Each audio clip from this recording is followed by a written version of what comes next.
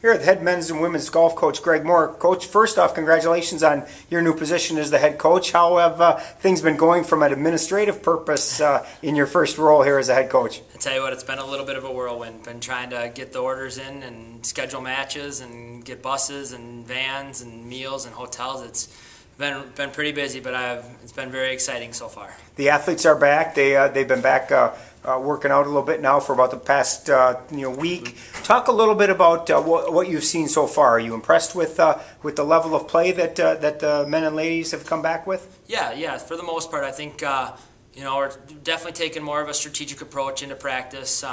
Doing a lot of repetitions, a lot of drills, working on certain aspects of our game more than others, especially the short game, chipping and putting around the greens, making sure that we're solid in that area, because I think that's the biggest aspect where we can try to eliminate the most strokes compared to our finishes in this previous season. So far so good, and obviously we got a long way to go and a lot to overcome, but hopefully they're up for the challenge. Let's talk a little bit about the guys.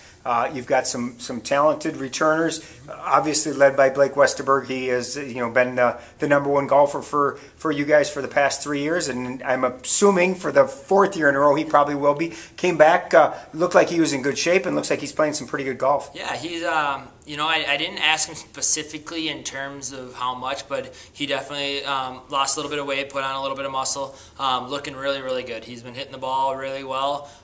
Definitely has been a leader for us on the course through this first week we've had so far, kind of leading the way for some of the younger, less experienced kids, and is definitely going to be someone I'm going to lean on as we go on from here. When you look at the women, it's really your younger players who you're going to have to lean on, because you are a very young squad on the women's side. Caitlin Kling, the top golfer from a year ago, is back. Obviously, that's good. Madison Gately is back as well. So talk a little bit on the women's side. What are you looking for there?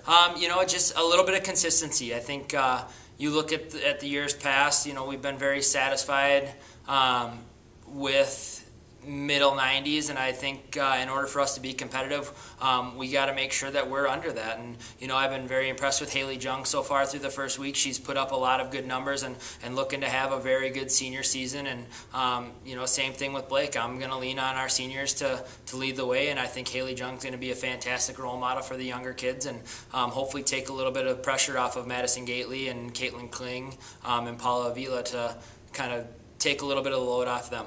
Both of the people that you mentioned, Haley and Blake, really they're consistent throughout the year, and then you get to that season-ending MIC championships, and they really seem to turn it on. Is there going to be a way for them to carry over that momentum? Because both of them had great conference seasons last year, to carry it into this year? I think the first thing is kind of not necessarily lowering expectations, but make sure we manage them. Yes, they had fantastic MIC championship rounds, but that's not necessarily what they got to do in order to be successful. The big thing is just keep chipping away at what they're doing. Don't set your sights too high so that if you fall, you're going to head down, but make sure that every single day we're coming to work ready to work on one specific thing and keep chipping away at their game until we put together some consistently low rounds. Your season kicks off on Tuesday. You've got a duel against Macalester. How important is that match, both on the men's side and the women's side, for you as a head coach and for them as your competitors to see what's going on?